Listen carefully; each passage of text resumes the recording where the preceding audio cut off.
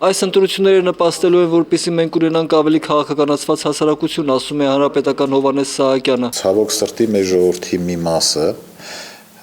պատգամավորին տեսնում է որպես ասֆալտամող, օրինակ տանիք սարքող։ Հետևաբար քաղաքական ինչ խնդիր է լուծում հանրապետականը, երբ հաջորդ ազգային ժողովում նույնպես ուզում է տեսնել պաշտոնաթող գեներալ Մանվել Գրիգորյանին, պատասխանը պարզ է, նա ներկայացնում է կռված տղաներին։ Մենք պատերազմող երկիր ենք, մենք ազգային ժողով ենք, որտեղ նաև պետք է լինեն այն մարդիկ, ովքեր երկրապահի մեջ են։ Հանրապետականն առայժմ ռեյտինգային ընտրակարգից հրաժարվելու որևէ պատճառ չի տեսնում։ Եվ վստահ եմ հետագայում էլ չենք տեսնի։ Մեկ այլ հանրապետական Գագիկ Մելիքյանն այդքան կտրական չէ, ցանկացած ընտրությունից հետո ընտրական օրենսգիրքը վերանայելու կարիք է զգացվում։ Բոլոր քաղաքական ուժերին,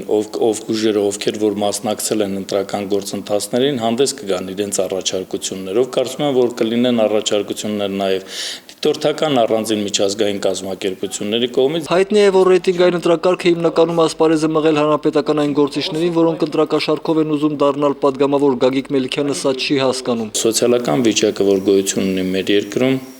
աղքատության մակարդակը,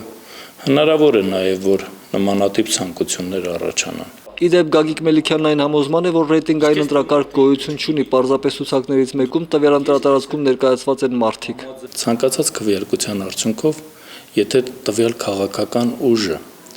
չի հավաքել անցողիկության շեմը հաղթահարելու անհրաժեշտ քվեները, ապա անկախ նրանից տվյալ քաղաքական ուժի կողմից տվյալ տարածքում ներկայացված թեկնածուն ինչպիսի ձայներ է հավաքել, ապա կարող է նա ընդհանրապես չընդգրկվել խորհրդարան